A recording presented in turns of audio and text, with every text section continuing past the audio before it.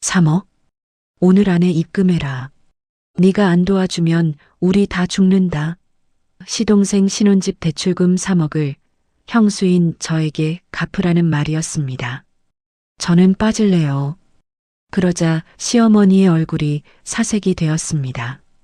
며칠 뒤 시어머니가 제 오피스텔 앞에 무릎을 꿇고 빌게 될 줄 그땐 저도 몰랐습니다. 오늘의 사연 시작합니다. 사연이 시작하기 전 좋아요와 구독을 눌러주세요. 오늘 하루 행운과 행복이 가득하도록 기원해 드릴게요. 제 이름은 한지수입니다. 올해로 35, 작은 온라인 유통회사를 혼자 일군 대표죠. 20살부터 회계 사무실 막내로 시작해 숫자만 들여다보며 살아온 사람입니다. 남들이 점심을 먹을 때 저는 컵라면을 불려 먹으며 장부를 마쳤어요. 저는 늘 입버릇처럼 말하곤 했습니다. 사람은 배신해도 통장은 배신하지 않는다고요. 그렇게 모은 종잣돈으로 차린 작은 쇼핑몰이 이제는 직원 7을 둔 어엿한 회사가 되었습니다. 묵묵히 일하는 것, 그게 제가 아는 유일한 생존법이었습니다. 제 어린 시절은 한마디로 가난이었습니다. 아버지는 사업을 한다며 사방에 빚을 지고 어느 날 신발 한 짝만 남기고 사라졌습니다. 어머니는 그 충격에 자리보전을 하셨고 저는 19부터 동생들의 밥상을 책임졌어요. 새벽에는 신문을 돌리고 낮에는 편의점, 밤에는 호프집 서빙까지 뛰었습니다. 손바닥에 박힌 굳은 살이 제 청춘의 전부였습니다. 누군가 손을 잡아준 기억이 없어서 저는 누구의 손도 잡지 않고 살기로 했습니다. 그렇게 단단해진 마음 한켠에 그래도 사람의 온기 한 줌은 그리웠나 봅니다. 28이 되던 해봄이었습니다. 거래처에서 들어온 택배 상자를 혼자 옮기다 발을 헛디뎌 골목 한복판에 주저앉았어요. 박스가 쏟아지고 송장은 흙탕물에 젖고 저는 그 자리에서 울고 싶었습니다. 그때 한 남자가 뛰어와 말없이 박스를 주워주었습니다. 아이고, 괜찮으세요? 어디 뼈 부러진 데는 없어요? 박재민이 흙 묻은 송장을 손수건으로 닦으며 물었습니다. 저는 머리를 숙인 채 겨우 고개만 끄덕였어요. 아니, 이 무거운 걸 아가씨 혼자 어찌 다 옮긴대요? 여기 사장님이세요? 제가 도와줄게요. 가만 계셔봐요. 박재민이 박스 하나를 번쩍 들어 어깨에 매며 말했습니다. 저는 그날 처음으로 누가 제 짐을 들어주는 기분이 어떤 건지 알았습니다. 며칠 뒤 비가 쏟아지던 밤이었습니다. 야근을 마치고 작업장 문을 잠그러 나갔는데 손잡이에 우산 하나가 걸려 있었어요. 그 위에 핫팩 2개가 노란 끈으로 묶여 있었습니다. 포스트잇에는 삐뚤한 글씨로 한 줄이 적혀 있었습니다. 날이 많이 차요. 감기 조심하세요. 박재민. 저는 그 우산을 펼치지 못하고 한참을 그 자리에 서 있었습니다. 빗물인지 눈물인지 모를 것이 뺨을 타고 흘렀어요. 사람의 온기라는 것이 이렇게 사소한 것에서 시작된다는 걸 그날 처음 알았습니다. 그 후로 박재민은 제가 감기 몸살로 알아누운 날 약죽을 끓여 문 앞에 두고 갔고 명절에 혼자 일하는 저를 위해 김밥을 사들고 찾아왔습니다. 그 다정함이 너무 낯설어서 저는 결국 그 손을 잡고 말았습니다. 결혼을 결심하고 시댁에 인사를 가던 날이 지금도 또렷합니다. 가을이었는데도 등에 식은땀이 흘렀어요. 박재민의 어머니 오말숙은 현관에서 저를 위아래로 훑쳤습니다. 아이고, 네가 그 장사한다는 아가씨냐? 우리 재민이가 얼굴은 안 봐도 돈 버는 며느리 데려온다더니만 어째 좀 비실비실하다? 들어와라. 오말숙이 입꼬리만 올린 채 말했습니다. 저는 두 손으로 과일 상자를 받쳐들고 신발을 가지런히 벗었습니다. 어머님, 처음 뵙겠습니다. 한지수라고 합니다. 여기 어머님 드시라고 비싼 과일 좀 사왔습니다. 저는 허리를 깊이 숙이며 인사했습니다. 과일? 즉, 비싸봤자지. 그래, 듣자 하니 장사한다며? 한 달에 통장에 돈이 얼마나 꽂히냐? 빚은 없고? 오말숙이 식탁에 앉자마자 단도직입으로 물었습니다. 저는 잠시 말문이 막혔습니다. 아직은 장사 시작한 지 얼마 안 돼서요. 그렇게 많이는 못 법니다. 빚은 다 갚았고요. 많이는 아니라도 좀 되는 모양인데 뭐. 빚도 없다니 다행이고. 네가 우리 재민이 고생 안 시키고 뒷바라지 팍팍 할 정도는 되겠지. 오말숙이 사과를 깎으며 곁눈질로 저를 봤습니다. 아이고 엄마. 처음 보는 지수 씨한테 왜 다짜고짜 돈 타령부터 하고 그래. 지수 씨 놀라잖아. 박재민이 머리를 긁적이며 어머니의 팔을 잡았습니다. 왜는 왜야. 한 식구 될 거면 돈 계산부터 철저히 해야지. 넌 가만 있어. 우리 집은 둘째 장가도 보내야 하고 나 늙으면 병원비도 챙겨야 하고 할 일이 많아. 안 그러냐 며느라? 자, 우리 장남 엄마가 깎은 사과 해봐라. 오말숙이 사과 한 조각을 박재민의 입에 넣어주며 말했습니다. 저는 그 풍경을 가만히 바라봤습니다. 30이 다 된 아들 입에 사과를 넣어주는 어머니, 그리고 그걸 자연스럽게 받아먹는 아들. 무언가 알 수 없는 한기가 등을 타고 내려왔지만 저는 그날 그 느낌을 애써 모른 척했습니다. 결혼 5년 차가 되던 해 저는 거실 한복판에서 종이 한 장을 던지고 있었습니다. 이혼해. 이게 마지막이야. 이 서류 당장 구청에 낼 거야. 저는 식탁 위에 봉투를 내려놓으며 말했습니다. 오말숙이 자리에서 벌떡 일어났습니다. 뭐시? 이혼? 야, 너 미쳤어? 귀신이 씌었어? 감히 시어미 앞에서 이혼장을 들이밀어? 오말숙이 봉투를 집어들고 부들부들 떨었습니다. 네, 아주 멀쩡하게 제정신이니까 가져왔지. 어머니 3억은 못 갚아드려. 아니, 못 갚는 게 아니라 제 통장에선 10원 한 장 안 갚는 거야. 저는 두 손을 모으고 또박또박 말했습니다. 아이고, 내 팔자야. 이게 미쳤나? 야, 한지수. 이 독한 년아. 네가 안 도와주면 우리 다 죽어. 동생 신혼집 계약금 다 날리고 길바닥에 나앉게 생겼는데 돈 잘 버는 형수란 년이 그걸 쏙 입 닫고 모른 척해? 네가 그러고도 사람이야? 오말숙이 봉투를 식탁에 패대기 치며 소리를 질렀습니다. 저는 그 봉투를 다시 주워 오말숙의 손에 쥐어줬습니다. 어머니 아들 신혼집이지 제 신혼집이 아니잖아. 그 집이 왜 제 탓입니까?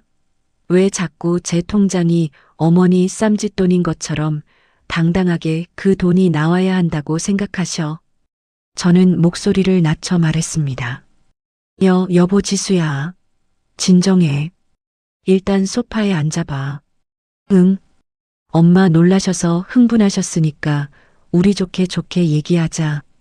박재민이 제 어깨를 잡으며 끼어들었습니다. 저는 그 손을 천천히 떼어냈습니다. 박재민, 넌 입 다물어. 너도 똑같이 한통속이잖아. 내가 5년 동안 너희 집에 돈 바치고 종노릇할 때 너 한 번이라도 내 편 들어준 적 있어? 저는 박재민의 눈을 똑바로 보며 물었습니다. 아니 그게 그래도 우리 낳아주신 엄마니까. 엄마가 돈 좀 해달라는데 네가 능력이 되니까 내가 부탁한 거지. 박재민이 시선을 피하며 말끝을 흐렸습니다. 그래, 너네 훌륭한 엄마지. 내 엄마는 아니야. 나는 더 이상 호구짓 안 해. 그러니까 너네끼리 평생 치마폭 부여잡고 알아서 해. 저는 가방을 챙겨 어깨에 걸쳤습니다. 야 이년아, 어딜 도망가. 어디 시어미한테 그딴 말투야. 네가 우리 집에 시집와서 사장 소리 듣고 호강하며 산 줄 알아야지. 네가 돈 안 내놓고 한 발짝이라도 나갈 줄 알아? 오말숙이 제 팔을 잡으며 손톱을 박았습니다. 저는 그 손을 가만히 내려다보다가 천천히 떼어냈습니다. 호강이요? 기가 막혀서.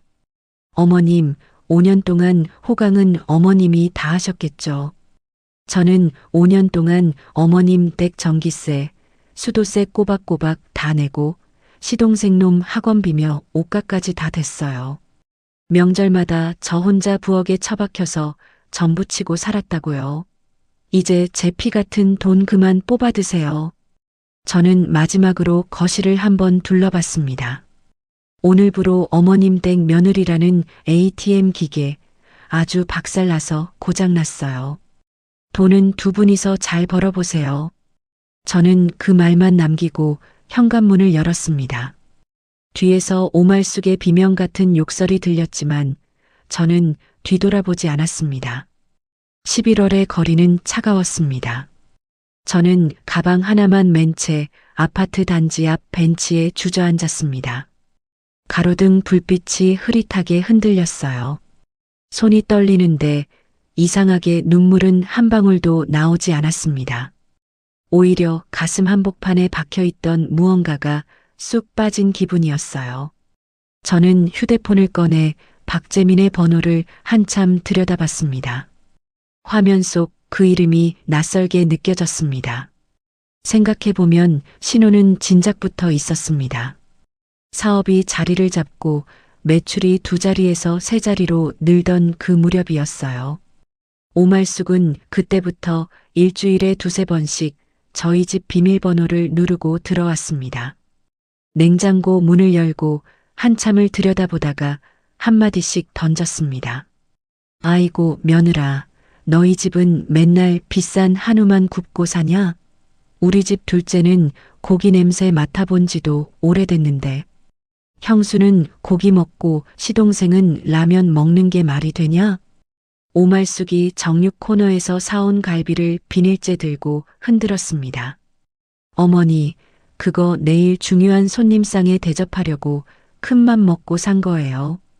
가져가시면 안 돼요. 저는 조심스럽게 말했습니다. 손님이 누가 와? 남의 식구가 뭐가 중요해.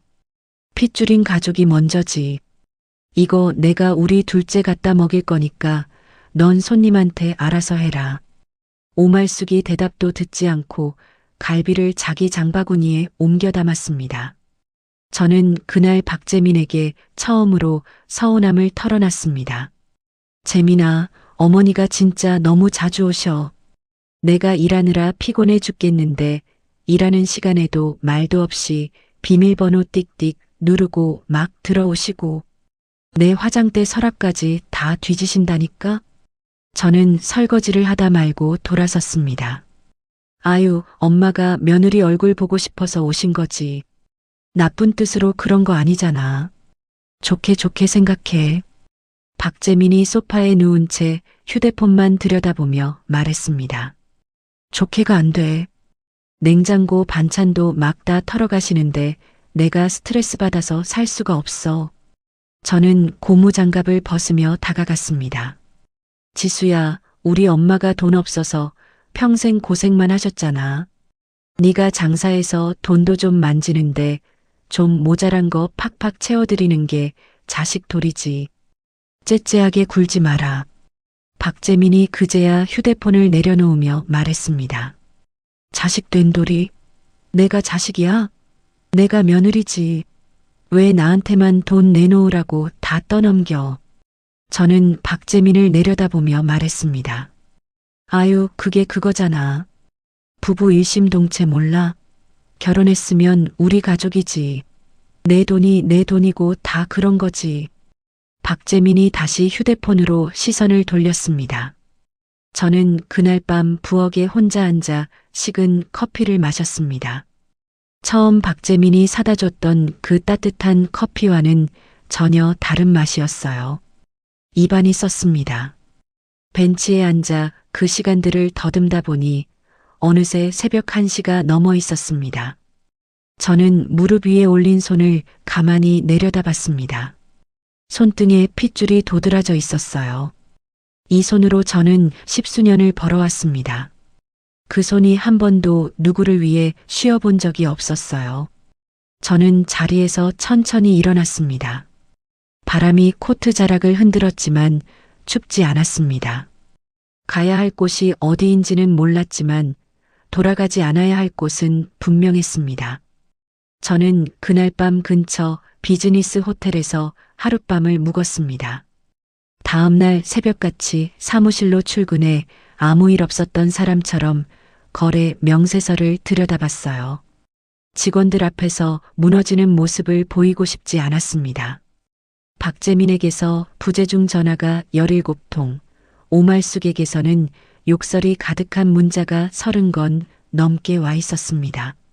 저는 휴대폰 알림을 꺼버리고 모니터에 시선을 박았습니다. 머리는 또렷한데 가슴 한쪽이 자꾸 욱신거렸습니다. 그 통증의 정체가 무엇인지 저는 천천히 곱씹어 보기 시작했습니다. 생각해보면 오말숙의 요구는 처음부터 점점 커지는 눈덩이 같았습니다. 결혼 2년차 사업 매출이 2배로 뛴 그의 봄이었어요. 오말숙이 저희 집 거실에 앉아 잡지를 뒤적이며 한마디 던졌습니다. 며느라, 요즘 어디 가방이 그렇게 좋다더라. 이름이 뭐였더라. 오말숙이 잡지의 한 페이지를 손가락으로 톡톡 두드렸습니다. 어머니, 그거 한 1,000만 원 넘어요. 저는 과일을 깎다 말고 슬쩍 웃었습니다. 1,000만 원이 뭐. 너 한 달 매출이 얼만데. 오말숙이 잡지를 탁 덮으며 저를 봤습니다. 매출이랑 제 돈이랑은 달라요, 어머니. 직원 월급도 줘야 하고. 저는 사과 한 조각을 접시에 놓아드렸습니다. 아유, 됐다. 이 어미가 평생 명품 한 번 안 들어보고 죽으면 너 마음이 편하겠니? 오말숙이 사과는 거들떠보지도 않고 손수건으로 입가를 닦았습니다. 그날 저녁 박재민에게 그 이야기를 꺼냈습니다. 재민아, 어머니가 자꾸 비싼 거 사달라고 하시는데 좀 부담스러워. 저는 침대 끝에 앉아 조심스럽게 말을 꺼냈습니다. 한 번만 해드려. 엄마가 평생 그런 거 꿈도 못 꾸고 사셨잖아. 박재민이 이불을 끌어올리며 돌아 누웠습니다. 한 번이 한 번으로 끝날까? 저는 박재민의 등을 가만히 바라봤습니다. 지수야, 당신 능력 있잖아. 좀 해드리자. 응. 박재민이 등을 돌린 채 말했습니다. 저는 그날 결국 카드를 긁었습니다. 오말숙은 그 가방을 받자마자 곧바로 친구들과 단체 사진을 찍어 동네방네 자랑하고 다녔어요.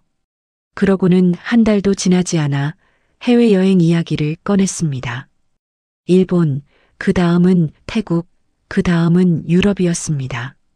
저는 가족의 평화라는 말 한마디에 자꾸 지갑을 열었어요. 그게 평화를 사는 게 아니라 호구의 인증서를 발급받는 일이었다는 걸 그때는 정말 몰랐습니다. 그러던 어느 봄날이었습니다. 박재민의 동생 박재훈이 갑작스럽게 결혼 소식을 들고 왔어요.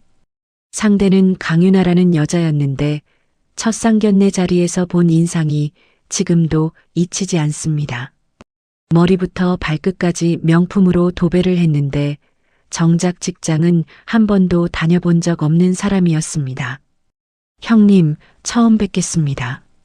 강윤아예요. 강윤아가 손끝만 까딱하며 인사를 했습니다. 네, 반가워요. 한지수입니다. 저는 자리에서 일어나 두 손을 모았습니다. 어머, 형님은 되게 수수하시네요. 저는 이런 자리에는 꼭 풀세팅을 하고 와야 마음이 편해서요. 강윤아가 입꼬리를 끌어올리며 저를 위아래로 훑쳤습니다. 바쁘게 오느라 그랬어요. 다음엔 신경 쓸게요. 저는 웃으며 받아넘겼습니다. 신경 안 쓰셔도 돼요. 형님은 형님 스타일이 있으신 거니까. 호호. 강윤아가 손등으로 입을 가리며 웃었습니다. 옆에 있던 오말숙이 흐뭇한 얼굴로 강윤아의 손을 토닥였습니다.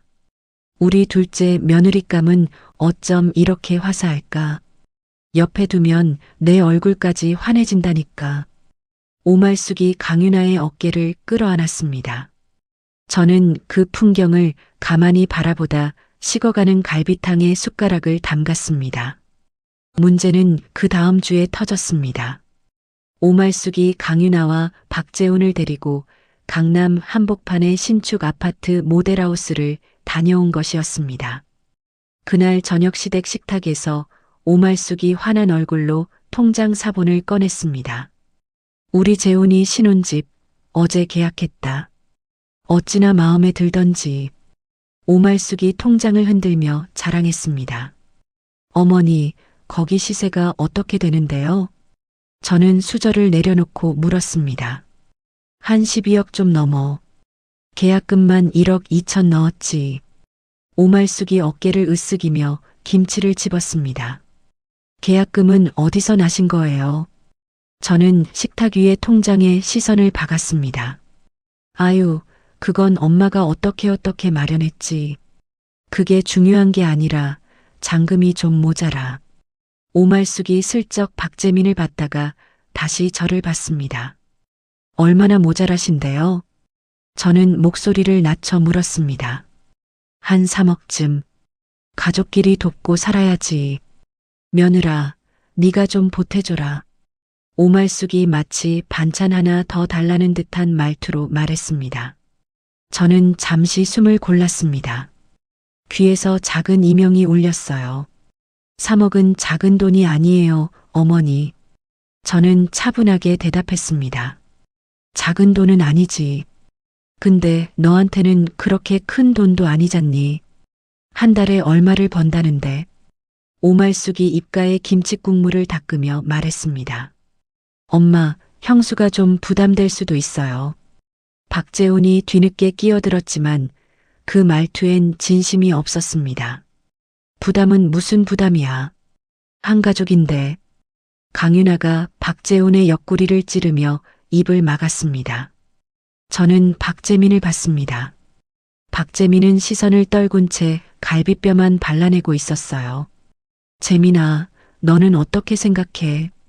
저는 박재민을 향해 물었습니다. 우리가 좀 무리해서라도 동생 도와주는 게 맞지 않을까? 어차피 한 식구잖아. 박재민이 갈비뼈를 접시에 내려놓으며 더듬더듬 말했습니다. 그 한마디에 저는 입안의 밥알이 모래처럼 깔깔하게 느껴졌습니다. 그날 밤 차 안에서 저는 끝내 한마디를 꺼냈습니다. 박재민, 너 진짜 내 편이긴 한 거야. 저는 운전대를 잡은 박재민의 옆모습을 보며 물었습니다. 무슨 그런 섭섭한 소리를 해? 당연하지. 박재민이 신호등을 보며 건성으로 대답했습니다. 그럼 왜 항상 결정적인 순간엔 너네 엄마 편이야? 저는 손을 무릎 위에서 꽉 쥐었습니다. 엄마니까 그렇지. 너는 엄마 없어 봐서 모르겠지만. 박재민이 무심코 내뱉었습니다. 저는 그 말에 잠시 호흡이 멈췄습니다. 방금 뭐라고 했어? 저는 옆 얼굴을 그대로 박재민에게 돌렸습니다. 아니, 말이 그렇다는 거지. 미안. 그런 뜻은 아니었어. 박재민이 그제야 운전대를 살짝 두드리며 사과했습니다. 박재민, 우리 엄마 나 22에 돌아가셨어. 그 후로 내가 어떻게 살았는지 너 알아. 저는 목소리를 떨지 않으려 애썼습니다. 알지. 미안하다고 했잖아. 왜 사람을 그렇게 몰아세워? 박재민이 짜증 섞인 목소리로 받아쳤습니다. 너한테 엄마가 소중한 만큼 내 돈도 나한텐 그래. 그거 한 푼 한 푼이 내 인생이야. 저는 창밖으로 시선을 돌렸습니다. 알았어, 알았다고. 일단 집에 가서 얘기해. 박재민이 라디오 볼륨을 키웠습니다. 저는 더 이상 입을 열지 않았습니다. 집에 도착할 때까지 차 안에는 흘러간 가요만 울렸어요. 그 노래 가사가 무슨 내용이었는지는 하나도 기억나지 않습니다. 집에 들어와 저는 박재민에게 마지막으로 한 번 더 물었습니다. 3억 정말 우리가 해결해야 한다고 생각해. 저는 외투도 벗지 않은 채 거실에 서서 물었습니다. 지수야, 일단 도와주자. 동생 결혼 한 번뿐인데.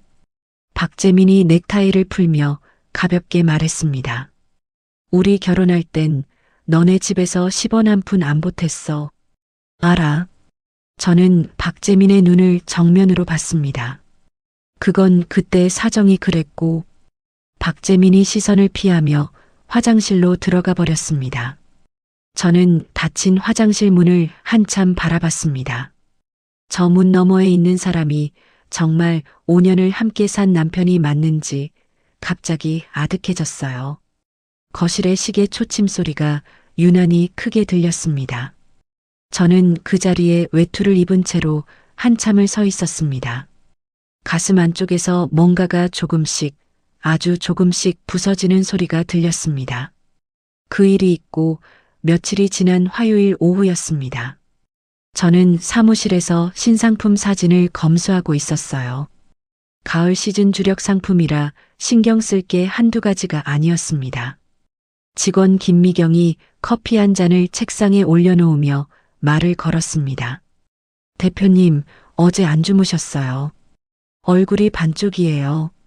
김미경이 걱정스러운 얼굴로 저를 봤습니다. 괜찮아요. 이번 시즌만 넘기면 좀 쉬려고. 저는 모니터에서 눈을 떼지 않은 채 대답했습니다. 대표님, 진짜 좀 쉬세요. 사람이 먼저예요. 김미경이 가볍게 어깨를 두드리고 자리로 돌아갔습니다. 그 순간 사무실 출입문이 거칠게 열렸어요. 저는 고개를 들었습니다.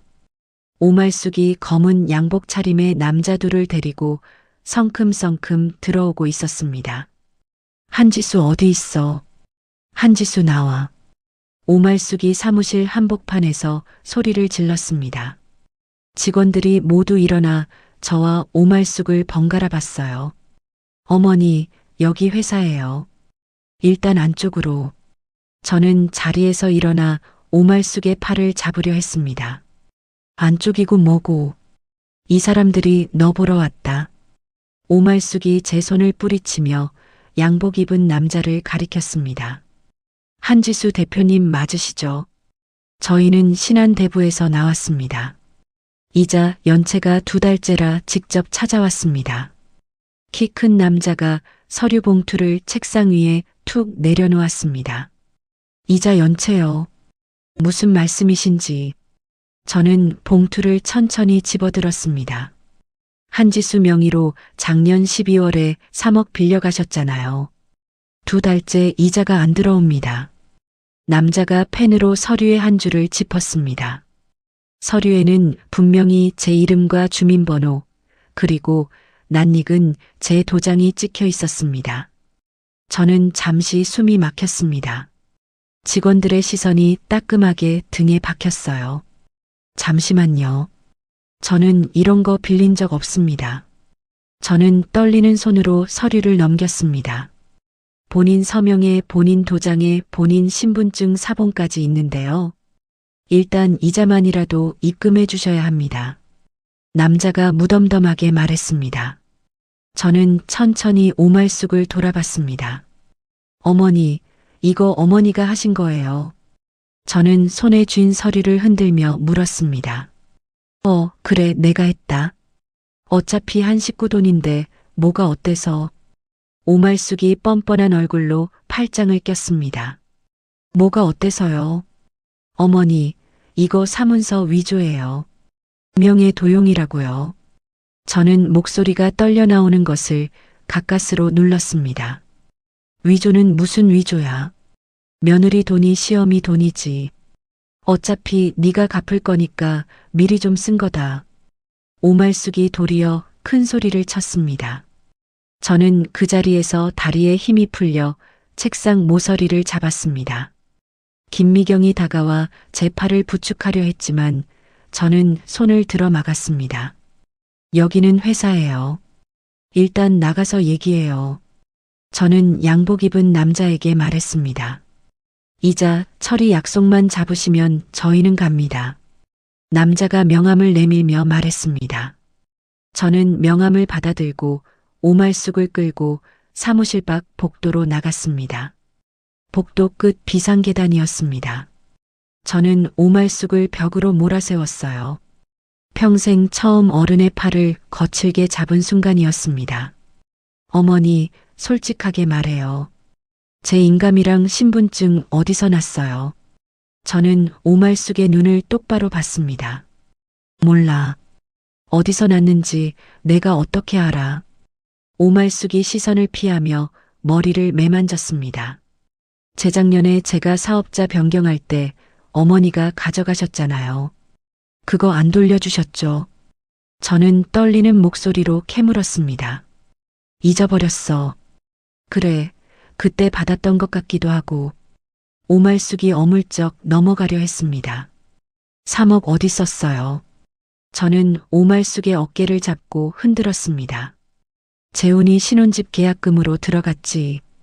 어차피 잔금 치를 때 너한테 부탁할 거였는데 좀 빨리 쓴 것뿐이야. 오말쑥이 마치 별일 아니라는 듯 손을 휘저었습니다. 저는 그 손을 가만히 내려다봤어요. 저 손이 제 도장을 훔치고 제 신분증을 복사하고 제 이름으로 서류에 사인을 한 손이었습니다. 가슴 한구석에서 무언가 쩍 갈라지는 소리가 들렸습니다. 재민이는 알아요. 저는 한참 만에 입을 열었습니다. 뭐 알지. 오말쑥이 작게 중얼거렸습니다. 언제부터요? 저는 한 발 다가섰습니다. 작년 겨울. 그때 같이 은행 갔으니까. 오말쑥이 입술을 깨물며 대답했습니다. 저는 그 자리에서 벽에 등을 기댔습니다. 다리가 후들거려서 그렇게라도 하지 않으면 주저앉을 것 같았어요. 1년이었습니다. 1년 동안 박재민은 저를 옆에 두고 웃었고 밥을 먹었고 잠을 잤습니다. 1년 동안 매일 밤 같은 침대에 누워 제 손을 잡고 잠들었습니다. 그러는 동안 제 이름으로 3억의 빚이 굴러가고 있었던 거예요. 어머니, 오늘 일은 두고 봐요. 저는 벽에서 몸을 떼며 말했습니다. 두고 보긴 뭘 두고 봐. 어차피 가족 일인데 좋게 정리해야지. 오말쑥이 다시 큰 소리를 쳤습니다. 저는 대답하지 않고 사무실로 돌아왔습니다. 그날 밤이었습니다. 저는 거실 소파에 앉아 박재민이 들어오기를 기다렸어요. 박재민은 자정이 다 되어서야 들어왔습니다. 얼굴이 벌겋고 술 냄새가 풍겼습니다. 왜 안 자고 있어? 일찍 좀 자지. 박재민이 외투를 소파에 던지며 말했습니다. 앉아봐. 얘기 좀 해. 저는 차분한 목소리로 말했습니다. 왜? 또 뭐 잔소리할 거야? 박재민이 한숨을 쉬며 맞은편 소파에 앉았습니다. 저는 박재민의 휴대폰을 식탁 위에 올려놓았어요. 박재민의 얼굴이 그제야 굳었습니다. 내 폰을 왜 네가? 박재민이 휴대폰으로 손을 뻗었습니다. 앉아. 저는 짧게 말했습니다. 박재민이 엉거주춤 다시 앉았습니다. 엄마랑 나는 카톡 다 봤어. 형수 모르게 빨리 서류 처리하자. 누나는 모르는 게 약이다. 이런 거 네가 보낸 거 맞지? 저는 휴대폰 화면을 박재민 쪽으로 돌렸습니다. 지수야, 그게 그러니까. 박재민이 머리를 감싸쥐었습니다. 3억? 1년 동안 알고 있었지. 저는 한자 한자 또박또박 물었습니다. 미안해. 정말 미안해. 엄마가 자꾸 너한테는 말하지 말라고 해서. 박재민이 얼굴을 들지 못했습니다. 엄마가 말하지 말라면 안 해. 너 진짜 그게 남편이 할 짓이야. 저는 처음으로 목소리를 높였습니다. 그러게 미안하다고 하잖아. 어떻게든 갚을 방법을 찾아보려고 했어. 박재민이 손을 모으며 변명했습니다. 방법. 그 방법이 뭐였는데? 결국 내 통장 털어가는 거였잖아. 저는 코웃음을 쳤습니다. 지수야, 일단 이거 좀 막아주면 안 될까? 이자만이라도. 그러면 내가 어떻게든. 박재민이 무릎을 꿇으려는 신용을 했습니다. 저는 그 모습이 너무 우습고 비참해서 헛웃음이 나왔습니다. 박재민, 너 나한테 뭐였어? 남편이긴 했어. 저는 박재민의 정수리를 내려다보며 물었습니다. 무슨 그런 말을. 내가 너 얼마나 사랑하는데. 박재민이 고개를 들고 제 손을 잡으려 했습니다. 저는 그 손을 천천히 뺐습니다. 사랑하는 사람의 명의를 1년 동안 도용당해도 모른 척하는 게 사랑이야. 그게 사랑이면 나는 사랑받기 싫어. 저는 자리에서 일어났습니다. 지수야, 한 번만 도와줘. 응, 이번 한 번만. 박재민이 제 바짓가랑이를 붙잡았습니다. 저는 그 손을 가만히 내려다봤어요. 한때 박스를 들어주던 그 따뜻한 손이었습니다. 한때 비 오는 날 우산을 걸어두던 그 다정한 손이었습니다. 그런데 지금 그 손은 제 발목에 채워진 족쇄로 보였습니다. 저는 천천히 그 손을 떼어내고 침실로 들어갔습니다. 침대 위에 누웠지만 잠이 올 리 없었어요. 천장을 보며 한참을 누워 있다가 저는 베개에 얼굴을 묻고 처음으로 소리 죽여 울었습니다. 서러움이라는 게 이런 거구나 싶었어요. 이 집에서 저는 아내도 아니었고 며느리도 아니었고 그저 한 대의 현금 인출기였다는 사실이 뼛속까지 사무쳤습니다. 울고 또 울다가 새벽 4시쯤 저는 베개에서 얼굴을 들었어요. 눈물은 다 말랐고 머릿속은 이상하리만치 또렷했습니다. 저는 자리에서 일어나 화장대 앞에 앉았습니다. 거울 속에 제 얼굴은 퉁퉁 부어 있었지만 눈빛만은 그 어느 때보다 차가웠어요. 저는 노트 한 권을 꺼내 첫 장을 펼쳤습니다. 그리고 펜을 들어 한 줄을 적었습니다. 지킬 것과 끊어낼 것. 그 2줄 아래에 저는 밤이 새도록 무언가를 적어 내려갔습니다. 창밖이 푸르스름하게 밝아올 때쯤 저는 노트를 덮고 그 위에 손을 얹었습니다. 손이 더 이상 떨리지 않았습니다. 다음 날부터 저는 2사람 몫의 삶을 살기 시작했습니다. 낮에는 아무 일 없는 듯 거래처 미팅을 다니고 밤에는 박재민 옆에서 평소처럼 밥을 차렸어요. 오말숙이 전화로 호통을 칠 때마다 저는 어머니, 조금만 시간을 주세요라고 부드럽게 답했습니다. 박재민이 미안하다고 어깨를 주무를 때는 가만히 두기도 했어요. 속은 시퍼렇게 멍이 들어가고 있었지만 겉은 잔잔한 호수처럼 유지했습니다.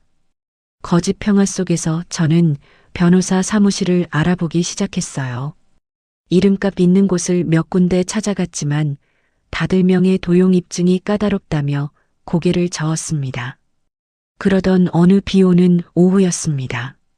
저는 우산도 없이 종로 거리를 걷고 있었습니다. 3번째 변호사 사무실에서 또 헛걸음을 한 길이었어요. 빗물이 구두를 적시고 머리카락 끝에서 물방울이 떨어졌습니다. 신호등 앞에 멈춰 섰을 때 횡단보도 건너편 건물 외벽에 걸린 작은 간판 하나가 눈에 들어왔습니다. 정혜성 법률사무소. 낯익은 이름이었어요. 3년 전 거래처 부도 사건으로 한바탕 곤욕을 치렀을 때 저를 구해줬던 그 사람이었습니다. 저는 신호가 바뀌기도 전에 횡단보도를 건넜습니다. 엘리베이터를 타고 4층에 올라가 사무실 문을 열었습니다. 직원이 자리에서 일어나며 저를 봤어요. 예약하셨어요. 직원이 살짝 웃으며 물었습니다. 아니요. 정혜성 변호사님이 저를 기억하실지 모르겠는데 한지수라고 전해주세요. 저는 젖은 머리를 손으로 쓸어 넘기며 말했습니다. 잠시 후 안쪽 방문이 열리고 정혜성이 직접 걸어 나왔습니다. 한 대표님, 이게 얼마만이야? 정혜성이 2 손을 내밀어 제 어깨를 잡았습니다. 오랜만이에요, 변호사님. 갑자기 찾아와서 죄송해요. 저는 고개를 숙였습니다. 무슨 그런 말을. 일단 들어와요. 비도 그렇게 맞고. 정혜성이 직원에게 수건을 부탁하고 저를 안으로 안내했습니다. 사무실 안에는 향긋한 차향이 은은하게 풍기고 있었어요. 정혜성이 차 한 잔을 제 앞에 놓아주었습니다. 천천히 마시고 천천히 얘기해요. 시간은 많아요. 정혜성이 맞은편에 앉으며 부드럽게 말했습니다. 저는 따뜻한 찻잔을 두 손으로 감쌌어요. 손끝의 온기가 가슴까지 천천히 번지는데 갑자기 눈물이 왈칵 쏟아졌습니다. 참아왔던 며칠치의 울음이 한꺼번에 터졌어요. 죄송해요. 변호사님 앞에서 이게 무슨. 저는 손등으로 눈물을 닦았습니다. 괜찮아요. 다 울고 얘기해요. 그래야 정리가 됩니다. 정혜성이 휴지통을 제 쪽으로 밀어주었습니다. 저는 한참을 울고 나서야 입을 열 수 있었습니다. 시어머니의 명예 도용 이야기, 남편이 그 사실을 1년이나 알고 숨겼다는 이야기, 3억의 빚이 제 이름으로 굴러가고 있다는 이야기를 모두 털어놓았어요. 정혜성은 중간에 한마디도 끼어들지 않고 가끔 메모만 하며 들었습니다. 한 대표님, 제가 이야기를 다 마치자 정혜성이 펜을 내려놓으며 저를 봤습니다. 네. 저는 빨갛게 부은 눈으로 정혜성을 봤어요. 한 대표님은 아무 잘못이 없어요. 한 글자도 잘못한 게 없습니다. 정혜성이 단정한 목소리로 말했습니다. 그런가요? 저는 자꾸 제가 너무 모질게 구는 건가 싶어서. 저는 다시 눈시울이 뜨거워졌습니다. 모질게 구는 게 아니라 지금까지 너무 안 모질게 굴어서 일이 여기까지 온 거예요. 정혜성이 단호하게 말했습니다. 제가 어떻게 해야 할까요? 저는 떨리는 목소리로 물었습니다. 두 갈래로 갈 겁니다. 형사로는 시어머니 명의 도용건으로 고소를 하고 민사로는 이혼 소송을 진행할 거예요. 그리고 그 전에 사업 자산부터 분리합니다. 정혜성이 메모지에 세 줄을 적어 제 앞에 놓았습니다. 사업 자산을 분리한다는 건. 저는 그 메모를 들여다봤습니다. 한 대표님 명의로 된 회사 지분, 부동산, 통장 모두를 결혼 전에 형성된 자산이라는 걸 분명히 정리해 두는 거예요. 그래야 나중에 남편 쪽에서 한 푼이라도 가져갈 수가 없어요. 정혜성이 차분히 설명했습니다. 그런 게 가능해요. 저는 메모지를 손에 쥐었습니다. 가능해요. 시간만 좀 걸릴 뿐이에요. 그리고 지금부터가 중요한데 절대 시댁 식구들 앞에서 표정 변하면 안 됩니다. 정혜성이 저를 똑바로 보며 말했습니다. 무슨 뜻이에요? 저는 고개를 갸웃했습니다. 고소장 들어가는 순간까지 한 대표님은 그 사람들 앞에서 미안한 며느리, 흔들리는 아내여야 해요. 빚 갚아줄 것처럼 시간을 끄세요. 그동안 저는 증거를 모으고 자산을 옮길 겁니다. 정혜성이 펜을 톡톡 두드렸습니다. 제가 그런 연기를 할 수 있을지 모르겠어요. 저는 작게 한숨을 쉬었습니다. 한 대표님, 5년 동안 시어머니한테 웃어드린 거 다 연기였잖아요. 그 연기 한 달만 더 하시면 됩니다. 정혜성이 짧게 웃었습니다. 그 말이 가시처럼 정확해서 저는 같이 웃을 수밖에 없었어요. 그날부터 저는 두 얼굴의 사람이 되었습니다. 아침에 박재민이 출근할 때면 넥타이를 매주고 도시락을 손에 쥐어줬어요. 오늘도 힘내. 저녁에 좋아하는 갈비찜 해놓을게. 저는 박재민의 어깨를 가볍게 두드렸습니다. 지수야, 정말 고마워. 내가 평생 갚을게. 박재민이 제 손을 잡으며 눈가가 붉어졌습니다. 갚긴 뭘 갚아? 부부잖아. 저는 입꼬리를 올리며 웃었어요. 박재민이 안심한 얼굴로 현관을 나서면 저는 그 문이 닫히는 순간 표정을 지웠습니다. 거실 한복판에 서서 손에 묻은 박재민의 향수 냄새를 휴지로 닦아냈어요. 오말숙에게서도 매일 전화가 왔습니다. 며느라, 너 진짜 갚아줄 거지. 어미 마음 졸이게 하지 말고. 오말숙이 평소답지 않게 살가운 목소리로 물었습니다. 어머니, 제가 자금 좀 돌리는 중이에요. 다음 달 안에는 정리할게요. 저는 부드럽게 대답했습니다. 아유, 그래. 우리 며느리밖에 없다. 진짜로. 오말숙이 호호 웃었습니다. 저는 통화 종료 버튼을 누르고 휴대폰을 식탁 위에 던졌어요. 그러고는 녹음 앱을 열어 방금 저장된 파일을 정혜성에게 전송했습니다. 그렇게 매일 하나씩 증거들이 차곡차곡 쌓여갔습니다. 어느 밤이었어요. 박재민이 거실에서 오말숙과 통화하는 소리가 들렸습니다. 저는 침실 문을 살짝 열어두고 휴대폰 녹음을 켰습니다. 엄마, 걱정 마.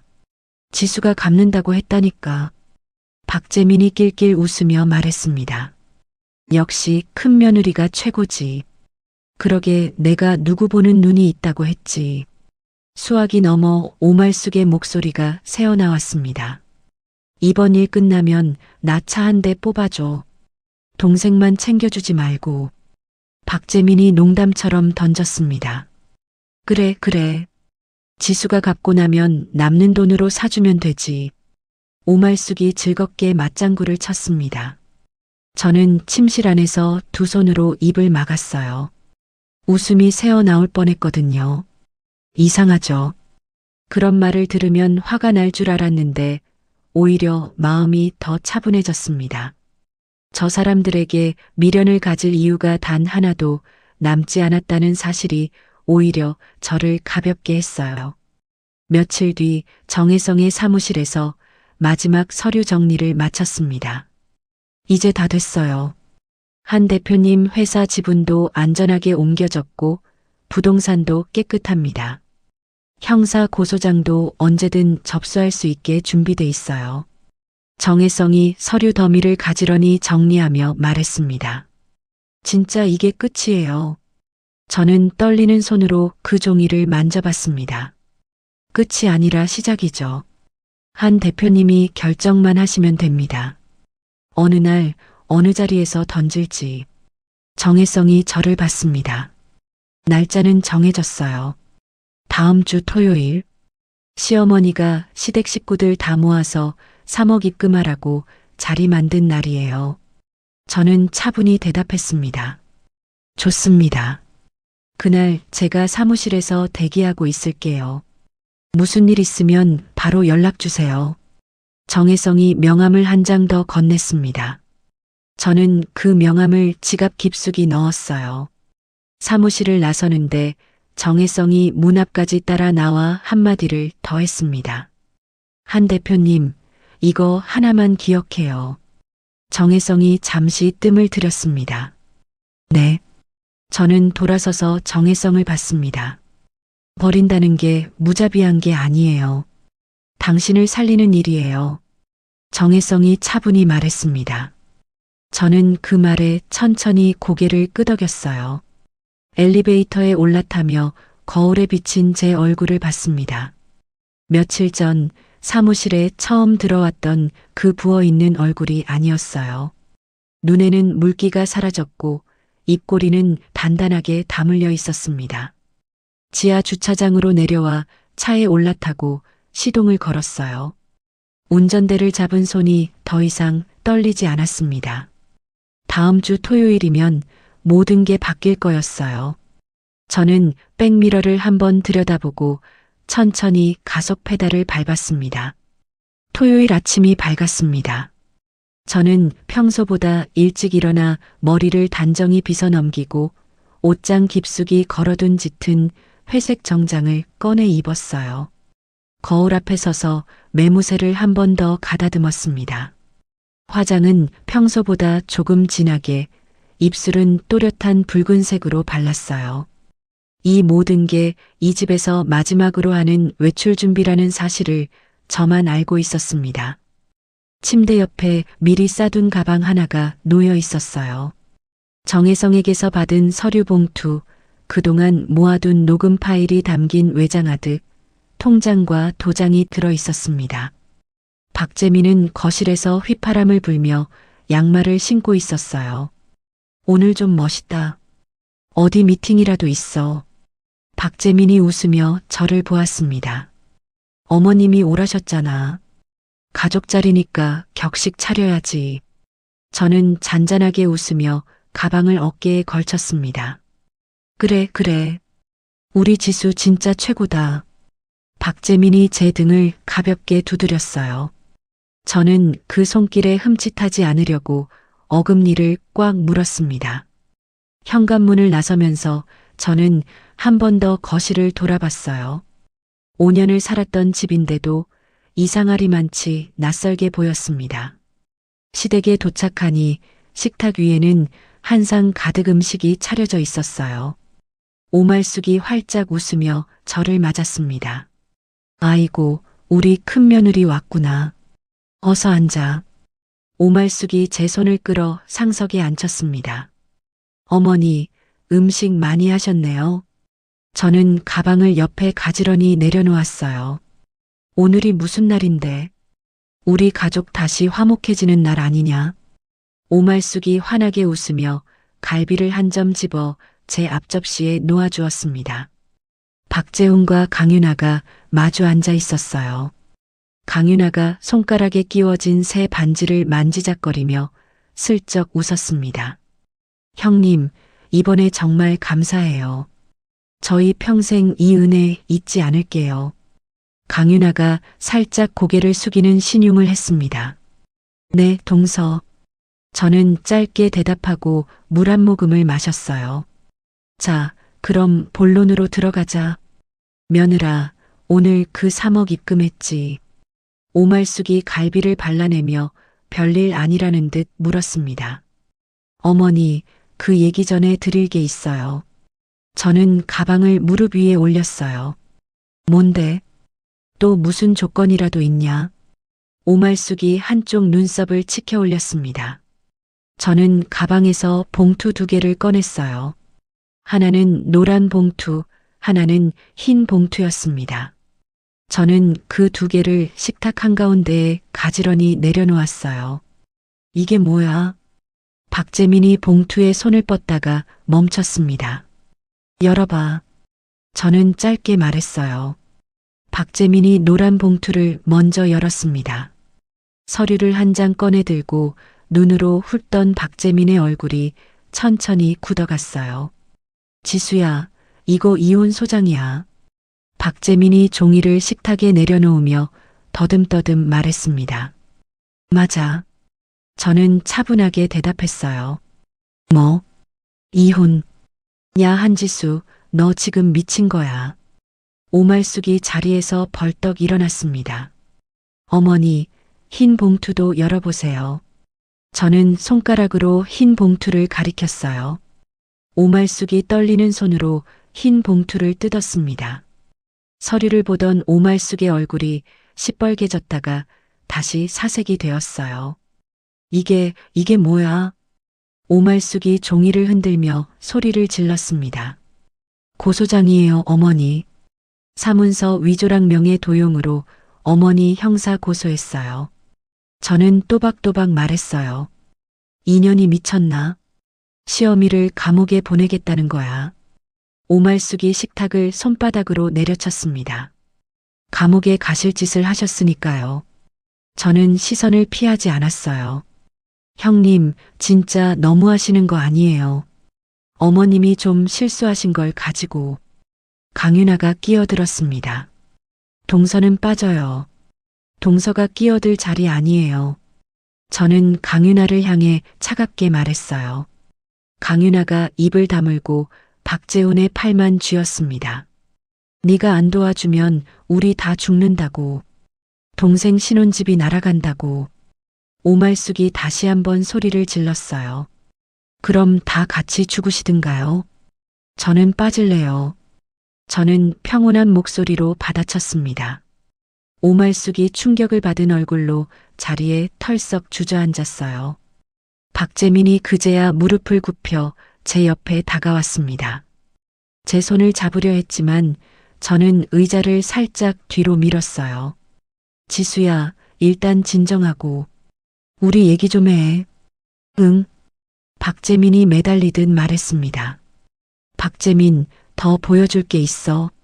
저는 가방에서 외장하드와 출력된 종이 한 뭉치를 꺼냈어요. 이게 뭔데? 박재민이 떨리는 목소리로 물었습니다. 네가 어머니랑 1년 동안 주고받은 카톡, 어머니랑 통화한 녹음 파일, 그리고 우리 집 안방에서 네가 어머니랑 통화한 내용, 차 한 대 뽑아달라고 했던 그 통화도 다 있어. 저는 종이 한 장 한 장을 식탁 위에 펼쳤어요. 박재민의 얼굴에서 핏기가 가셨습니다.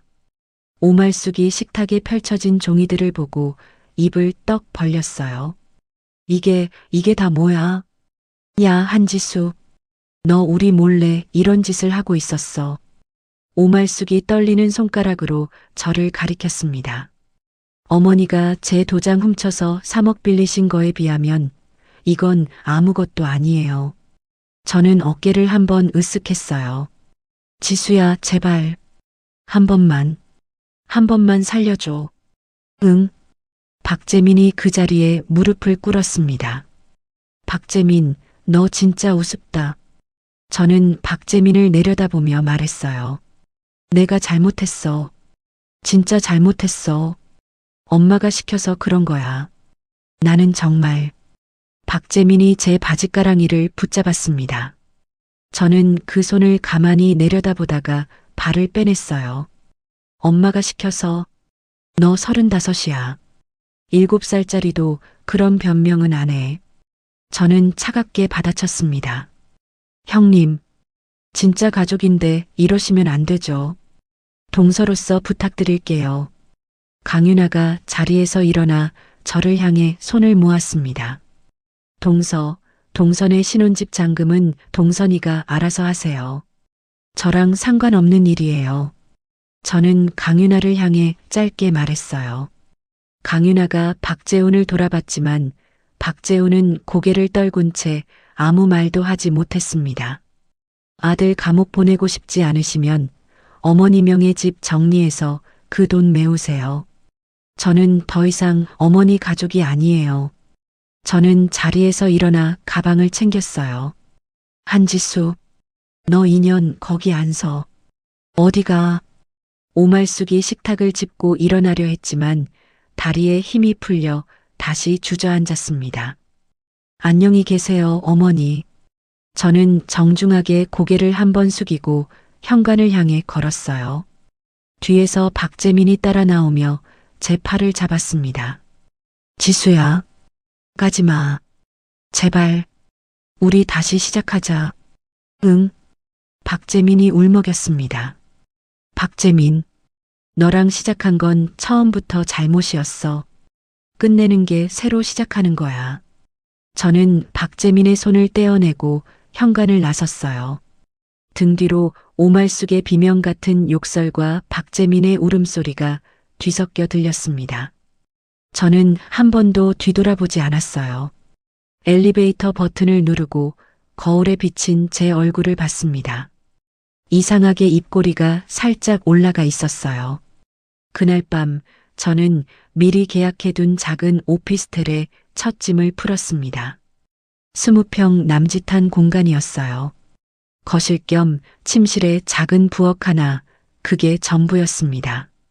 저는 박스 한 개를 풀어 옷가지를 옷장에 걸고 또 한 개를 풀어 그릇 몇 개를 부엌에 정리했어요. 짐이라고 해봐야 박스 5개가 전부였습니다. 5년 동안 그 큰 아파트에서 살았는데 정작 제 것이라고 챙겨 나올 게 이것밖에 없다는 게 잠시 우습기도 하고 시원하기도 했어요. 저는 편의점에서 사온 캔맥주 하나를 따고 창가에 앉았습니다.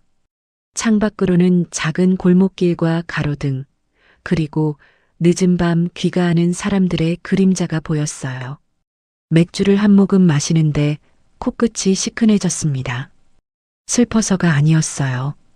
태어나서 처음으로 누구의 눈치도 보지 않고 마시는 술이었거든요. 휴대폰을 꺼냈습니다. 박재민에게서 부재중 전화가 42통, 문자가 100건 가까이 쌓여 있었어요. 저는 문자 몇 개를 천천히 읽어 내려갔습니다. 지수야, 미안해. 한 번만 기회를 줘. 엄마 데리고 무릎 꿇고 빌게. 너 없으면 나 진짜 못 살아. 저는 휴대폰을 내려놓고 다시 맥주를 한 모금 마셨어요. 그러고는 박재민의 번호를 차단 목록에 추가했습니다.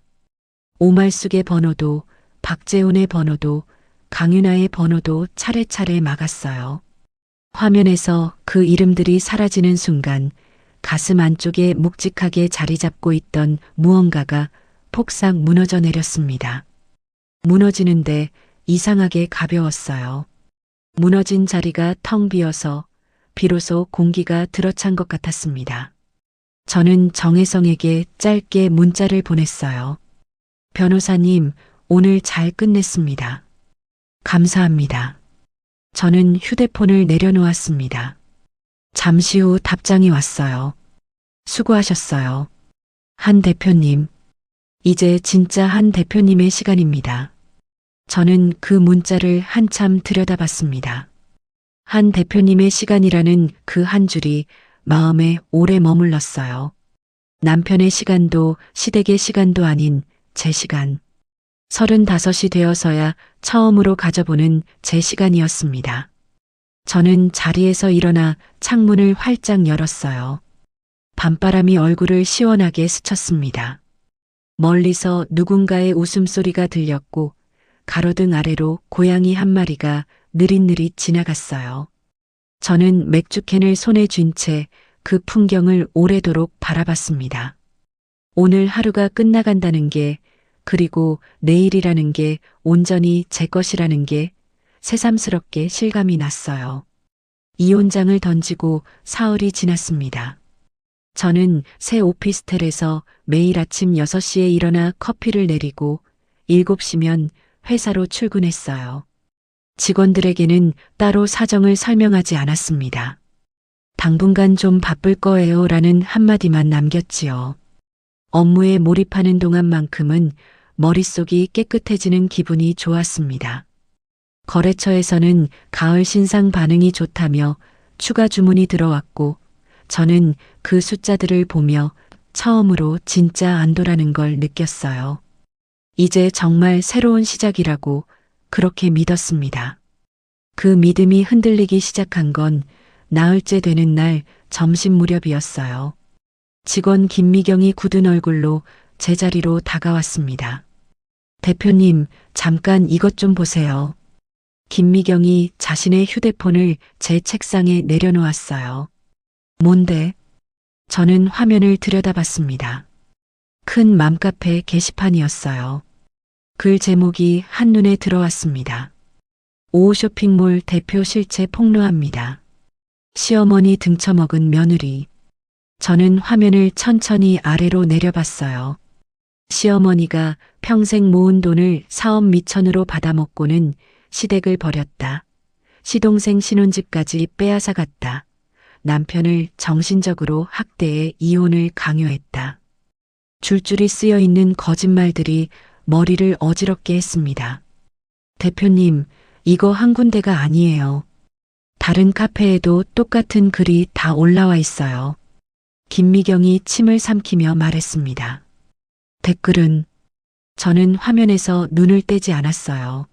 많이 안 좋아요. 환불 요구도 들어오기 시작했고요. 김미경이 조심스럽게 답했습니다.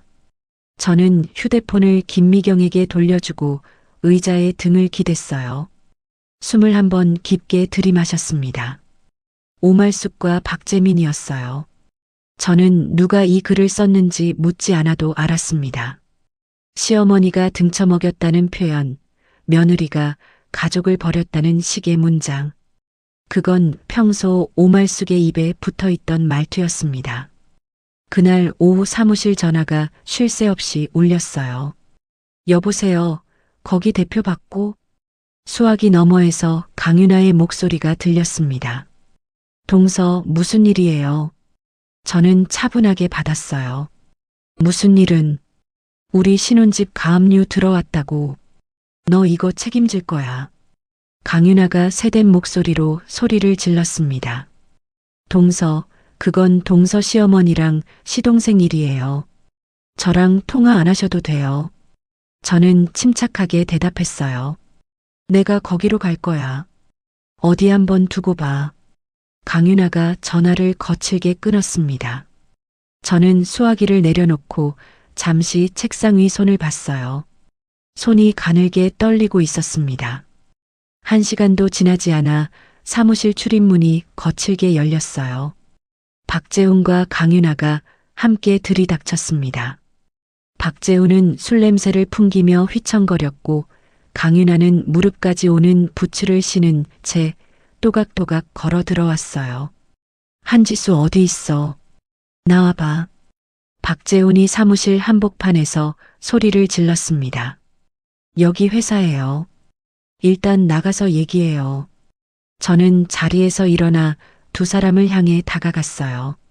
나가긴 어딜 나가. 너 때문에 우리 신혼집이 날아가게 생겼는데. 박재훈이 책상 위에 샘플 상자를 손등으로 쳐서 떨어뜨렸습니다.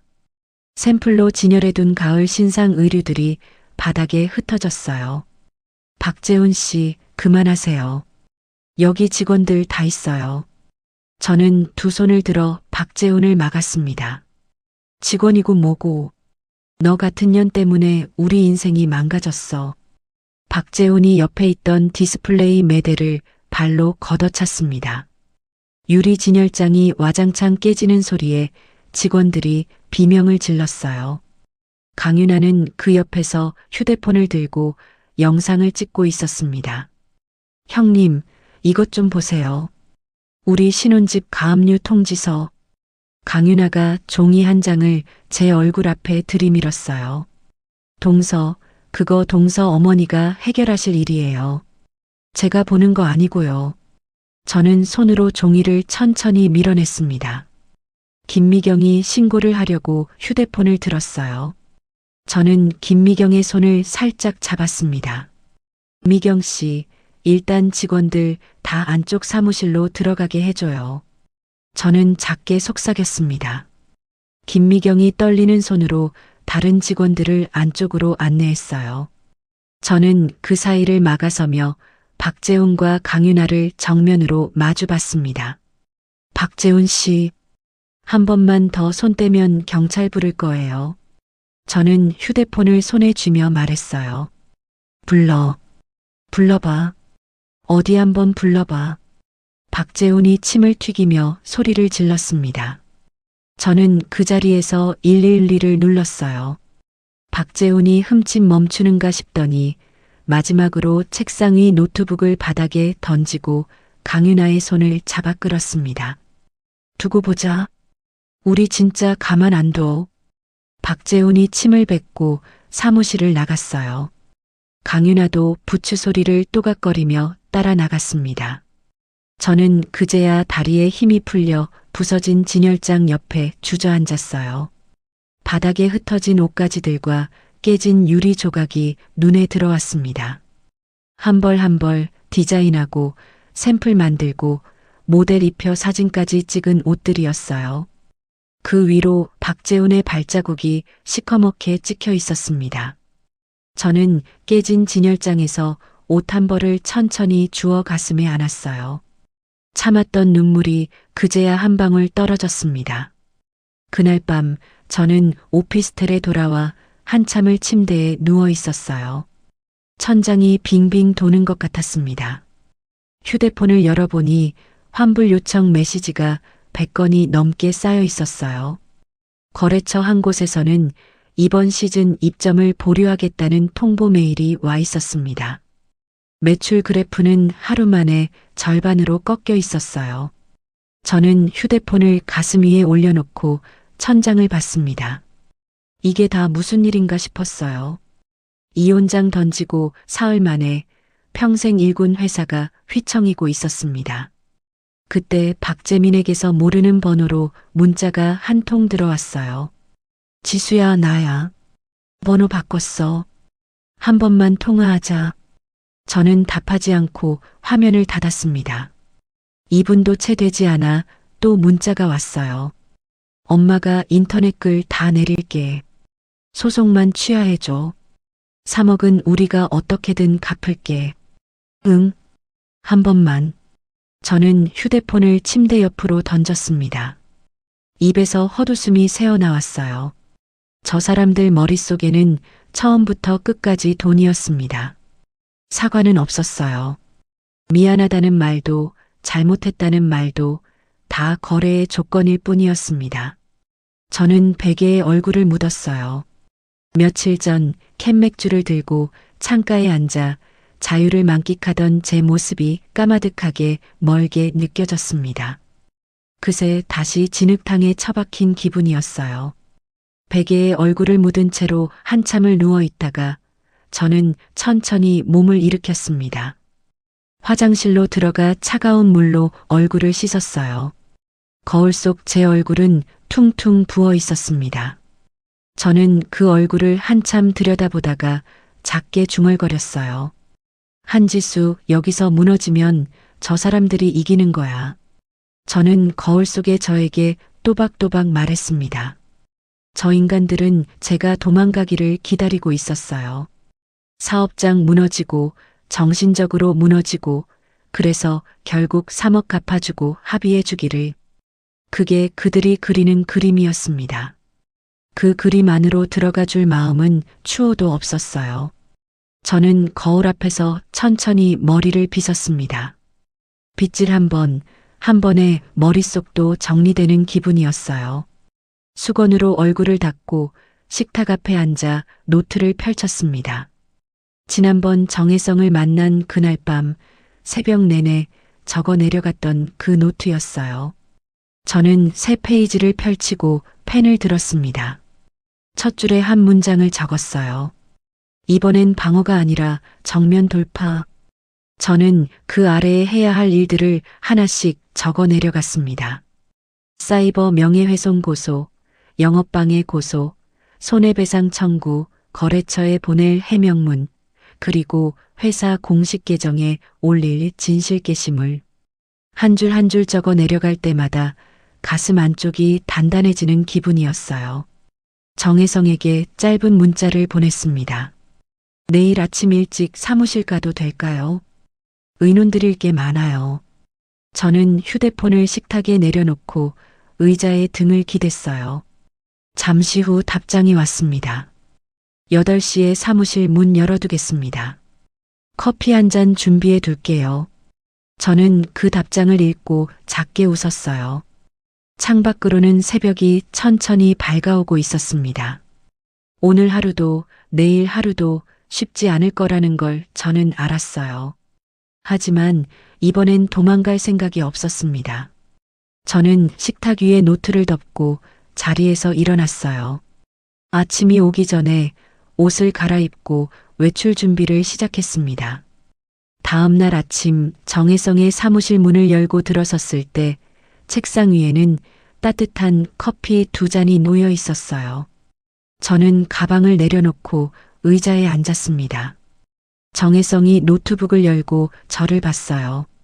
한 대표님, 어제 일은 다 들었어요. CCTV 영상은 확보됐어요. 정혜성이 차분히 말했습니다. 네, 직원이 백업까지 떠났어요. 저는 USB 하나를 책상 위에 올렸습니다. 좋습니다. 오늘 안에 영업방해, 재물손괴로 정식 고소 들어갑니다. 인터넷 글은 캡처해 두셨죠? 정혜성이 USB를 받으며 물었어요. 카페 글, 댓글, 작성자 닉네임까지 다 정리했어요. 시어머니가 평소 쓰던 닉네임이랑 똑같은 게 있어서 금방 찾아냈어요. 저는 또 다른 봉투를 꺼냈습니다. 이 정도면 사이버 명예훼손은 어렵지 않아요. 작성자 특정만 되면 끝나요. 정혜성이 서류를 한 장씩 넘기며 고개를 끄덕였어요. 변호사님, 제가 하나 더 하고 싶은 게 있어요. 저는 두 손을 모으고 정혜성을 봤습니다. 말씀하세요. 정혜성이 펜을 내려놓았어요.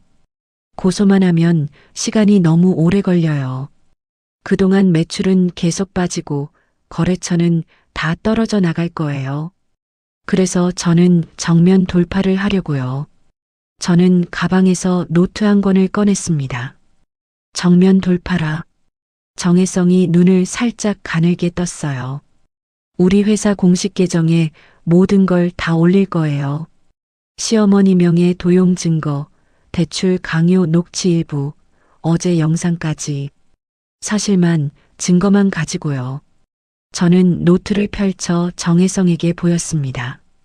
정혜성이 한참을 그 페이지를 들여다봤어요.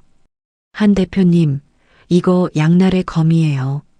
잘 되면 여론이 뒤집히지만 잘못되면 사생활 노출로 더 시끄러워질 수 있어요. 정혜성이 천천히 말했습니다. 알아요. 그래도 가만히 있으면 그 사람들 거짓말이 진실이 돼요. 저는 진실을 진실로 두고 싶어요. 저는 정혜성을 똑바로 봤어요. 정혜성이 잠시 저를 보다가 작게 고개를 끄덕였습니다. 그럼 글 작성하실 때 저랑 한번 같이 다듬어요. 감정적인 표현은 빼고 사실만 남기는 방향으로. 정혜성이 노트북을 제 쪽으로 돌렸어요. 네, 그렇게 해주세요. 저는 의자를 정혜성 옆으로 당겨 앉았습니다. 우리는 그날 오후까지 한 문장 한 문장을 다듬었어요. 저녁 무렵 회사 공식 계정에 글이 올라갔습니다. 제목은 단정했어요. 고객 여러분께 진실을 말씀드립니다. 글이 올라간 지 2시간 만에 조회수가 10만을 넘겼습니다. 저는 휴대폰을 손에 쥔 채 그 숫자가 움직이는 걸 한참 바라봤어요. 처음에는 댓글이 무서워서 화면을 내리지 못했습니다. 김미경이 옆에서 휴대폰을 들여다보다가 작게 외쳤어요. 대표님, 이것 좀 보세요. 사람들이 다 대표님 편이에요. 김미경이 휴대폰을 제 쪽으로 돌렸습니다. 저는 천천히 화면을 내려봤어요. 고생 많으셨어요. 저도 비슷한 일 겪어서 너무 공감돼요. 증거가 이렇게까지 명확한데 거짓말한 시댁이 더 나빠요. 이 쇼핑몰 응원합니다. 오늘부터 단골할게요. 돈줄 내드리자. 다들 주문 가요. 댓글이 빠르게 쌓이고 있었습니다. 저는 화면을 다 내리지도 못한 채 책상에 얼굴을 묻었어요. 울고 싶지 않았는데 어깨가 떨렸습니다. 김미경이 제 등을 가만히 쓸어주었어요. 대표님, 진짜 잘하셨어요. 김미경이 작게 말했습니다. 그날 밤부터 주문이 폭주하기 시작했어요. 서버가 잠시 마비될 정도였습니다. 다음 날 아침엔 그동안 망설이던 거래처에서 다시 연락이 왔어요. 한 대표님, 어제 글 잘 봤어요. 진작 말씀하시지 그러셨어요. 거래처 박 부장이 멋쩍은 목소리로 말했습니다. 부장님 입장도 있으니까요. 이해해요. 저는 차분히 받았어요. 보류했던 거 다음 주부터 정상 진행하시죠. 그리고 가을 신상 매대도 더 늘려드리겠습니다. 박 부장이 서둘러 덧붙였습니다. 감사합니다, 부장님. 저는 짧게 인사하고 전화를 끊었어요. 수화기를 내려놓는데 손에 힘이 빠졌습니다. 한 통의 글이 이렇게까지 상황을 뒤집을 수 있다는 게 신기했어요. 사실은 글이 아니라 그동안 쌓아온 시간이었습니다. 오말숙이 1년 동안 쌓은 거짓말은 한순간에 무너졌지만 제가 5년 동안 한 땀 한 땀 만들어온 신뢰는 결국 저를 지켜냈어요. 며칠 뒤 정혜성에게서 전화가 왔습니다. 한 대표님, 어제 박재훈 씨 경찰서에 출석했어요. 그쪽 변호사가 합의 의사를 비쳤습니다. 정혜성이 짧게 보고하듯 말했어요. 합의요? 얼마를 부르던가요? 저는 사무실 창가에 서서 물었습니다. 1,000만 원 정도면 어떻겠냐고요. 정혜성이 담담하게 답했어요. 거절해 주세요. 한 푼도 안 받을 거고 끝까지 갈 거예요. 저는 망설이지 않고 대답했습니다. 알겠습니다. 그럴 줄 알았어요. 정혜성이 작게 웃었어요. 시어머니 쪽은요? 저는 창밖을 보며 물었습니다. 사이버 명예훼손건은 작성자 특정이 끝났습니다.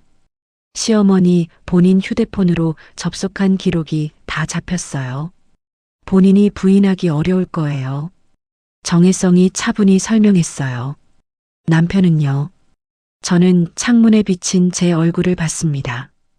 박재민 씨는 글 작성에는 직접 가담하지 않았지만 시어머니랑 공모한 정황이 명확해요. 그리고 회사에 그 일이 다 들어갔다고 합니다. 정혜성이 잠시 뜸을 들였어요. 회사에 들어갔다는 게 무슨 뜻이에요? 저는 미간을 좁혔습니다. 인터넷에서 시끄러워지면서 박재민 씨 회사에까지 소문이 다 퍼졌나 봐요. 어제 인사위원회 회부됐다고 들었습니다. 정혜성이 마지막을 짧게 끊었어요. 그렇군요. 저는 짧게 대답했습니다. 이상하게 통쾌하지도 않았고 안쓰럽지도 않았어요. 그저 그렇구나 였습니다. 박재민이 저에게 더 이상 어떤 감정도 일으키지 못한다는 사실이 새삼 또렷해졌어요. 전화를 끊고 잠시 후 사무실 출입문이 조용히 열렸습니다. 저는 고개를 돌렸어요. 오말숙이 작은 종이 가방 하나를 들고 서 있었습니다. 머리는 헝클어졌고 화장기 없는 얼굴에 옷도 평소답지 않게 후줄근했어요. 김미경이 자리에서 일어나려는 걸 저는 손짓으로 막았습니다. 어머니, 어떻게 오셨어요? 저는 자리에서 일어나 오말숙을 향해 다가갔어요. 며느라, 우리 며느라. 어미가 잘못했다. 오말숙이 그 자리에서 무릎을 꿇으려 했습니다. 어머니, 일어나세요. 직원들 보고 있어요. 저는 오말숙의 팔을 잡아 일으켰어요. 한 번만 받아오. 응. 어미가 진짜 다 잘못했다. 어미가 평생 너한테 못된 짓만 한 거 다 안다. 오말숙이 제 팔을 붙잡고 울먹였습니다. 어머니, 일단 밖으로 나가시죠. 저는 오말숙을 부축해 사무실 밖 복도로 데리고 나왔어요. 복도 한쪽 벤치에 오말숙을 앉혔습니다. 오말숙이 종이 가방에서 봉투 하나를 꺼냈어요. 이거 어미가 모은 거다. 얼마 안 되지만 받아라. 그리고 고소만 좀 취하해줘. 응. 오말숙이 떨리는 손으로 봉투를 내밀었습니다. 저는 그 봉투를 받지 않았어요. 어머니, 그 돈도 어디서 빌리신 거예요? 저는 차분하게 물었습니다. 아니, 그게... 오말숙이 시선을 피했어요. 어머니, 저번에 시댁 부엌에서 제 얼굴에 물 뿌리신 거 기억하세요? 저는 오말숙을 봤습니다. 기억나지? 오말숙이 작게 답했어요. 그때 제가 뭐라고 했는지 기억하세요? 저는 한 발 다가섰어요. 오말숙은 입을 다물었습니다. 그 물, 피눈물로 돌려드린다고 했어요. 저는 또박또박 말했어요. 며느라, 어미가 잘못했다고 하잖니. 한 번만 받아오. 오말숙이 제 손을 잡으려 했습니다. 저는 그 손을 가만히 거두었어요. 어머니, 잘못은 법이 가려줄 거예요. 저는 거기까지예요.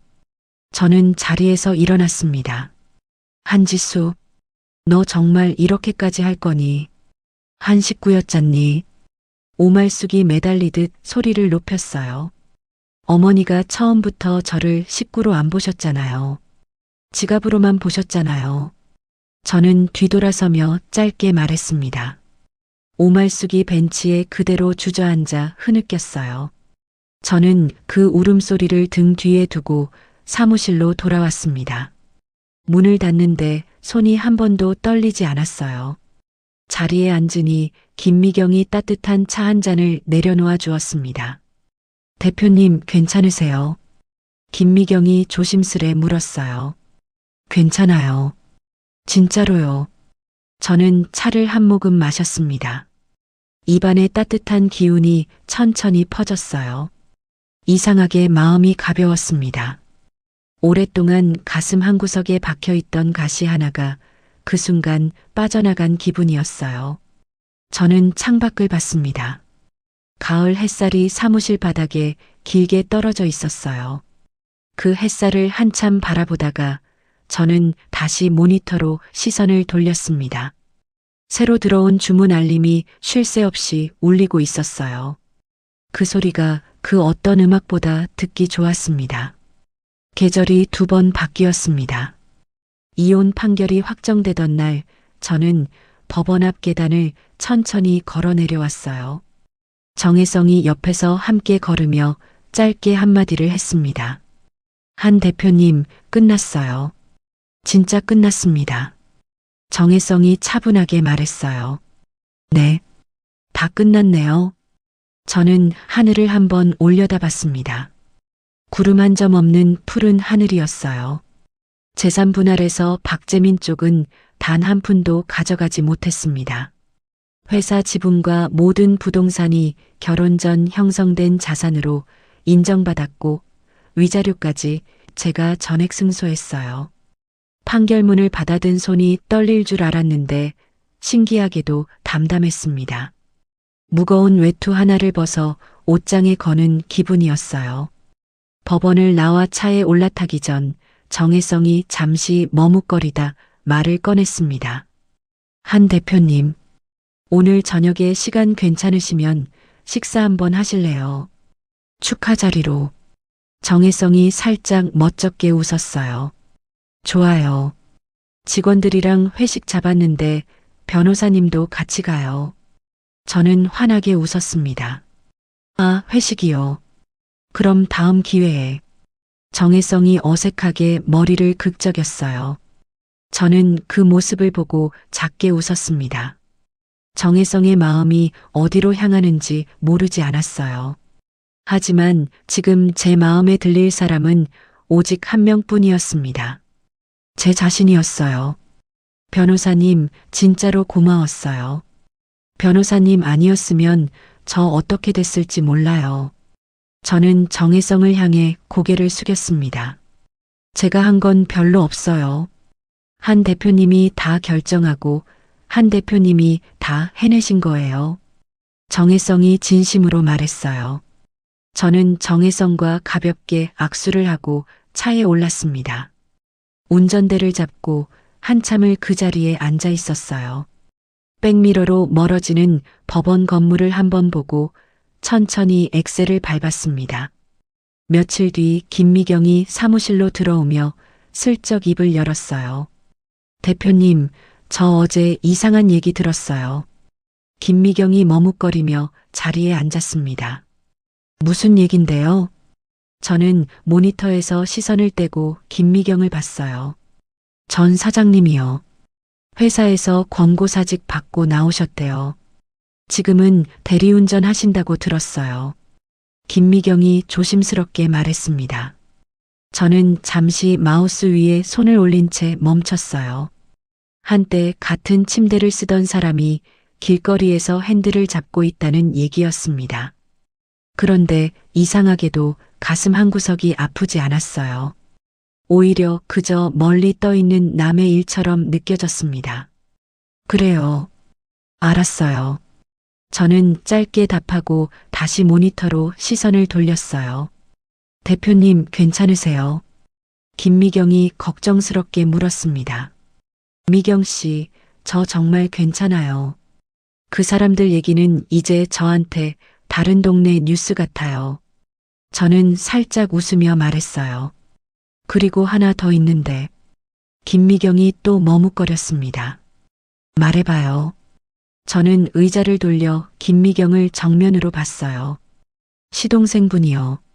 신혼집이 결국 경매로 넘어가고 그 부인이 이혼하고 떠났다고 하더라고요. 그리고 시어머니 분은 벌금 때문에 살던 집 내놓고 작은 월세방으로 옮기셨대요. 거기서 매일 우신다고. 김미경이 천천히 풀어놓았습니다. 저는 천장을 한번 올려다보고 다시 김미경을 봤어요. 미경 씨, 그분들 얘기 더 안 들어도 돼요. 저는 이제 안 궁금해요. 저는 차분히 말했습니다. 네, 알겠어요. 김미경이 고개를 끄덕이고 자리로 돌아갔어요. 저는 모니터 위에 띄워둔 새 매장 도면을 다시 들여다봤습니다. 이번에 강남에 새로 여는 오프라인 매장 평면도였어요. 연 매출 100억을 달성한 기념으로 직원들과 함께 결정한 일이었습니다. 이제 화면 속 그 도면이 그 어떤 사람보다 제 가슴을 뛰게 했어요.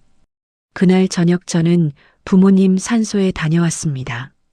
한참을 묘 앞에 쪼그려 앉아 있다가 작게 입을 열었어요. 엄마, 아빠, 저 잘 살고 있어요. 이제는 아무한테도 안 휘둘려요. 저는 두 손으로 잔디를 쓸어 보았습니다. 엄마가 그렇게 일찍 가시고 저 혼자 얼마나 무서웠는지 몰라요. 근데 이젠 저 혼자서도 잘해요. 엄마. 저는 작게 웃었어요. 산 위로 바람이 한 줄기 불어왔습니다. 머리카락이 살짝 흩어지는데 그게 꼭 누가 머리를 쓰다듬어 주는 것 같았어요. 저는 한참을 그 자리에 앉아 있다가 천천히 일어났습니다. 내려오는 길 내내 발걸음이 가벼웠어요. 겨울이 시작될 무렵 저는 한강이 보이는 새 아파트로 이사를 했습니다. 거실 창으로 강이 길게 펼쳐졌어요. 짐을 다 풀고 난 저녁 직원들과 함께 새 사무실에서 첫 회식을 가졌습니다. 김미경이 잔을 들고 일어났어요. 우리 대표님이요. 진짜 멋있는 사람이세요. 저는 평생 우리 대표님 따라갈 거예요. 김미경이 눈가가 붉어진 채 말했습니다. 미경 씨, 술 안 마셨는데도 취했어요.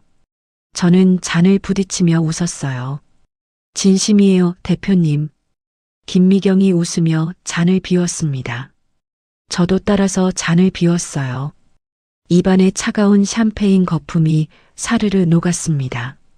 직원들의 웃음소리, 부딪히는 잔소리, 따뜻한 음식 냄새가 한꺼번에 저를 감쌌어요.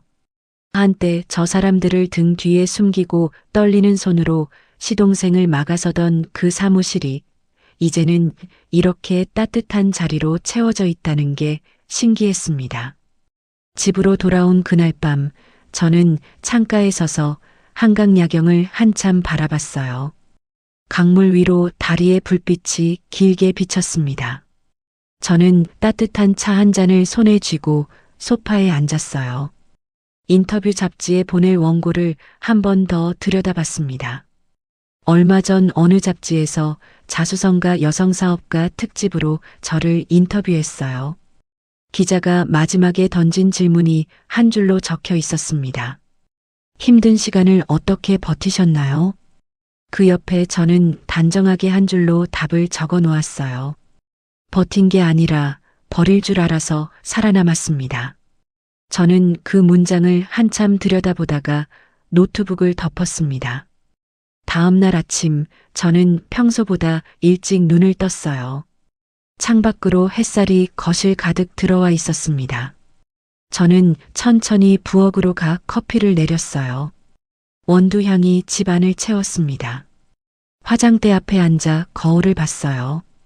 거울 속의 제 얼굴은 5년 전 시댁 현관에서 두 손 모으고 인사하던 그 얼굴이 아니었어요. 눈가에 작은 주름이 늘었지만 눈빛은 어느 때보다 또렷했습니다.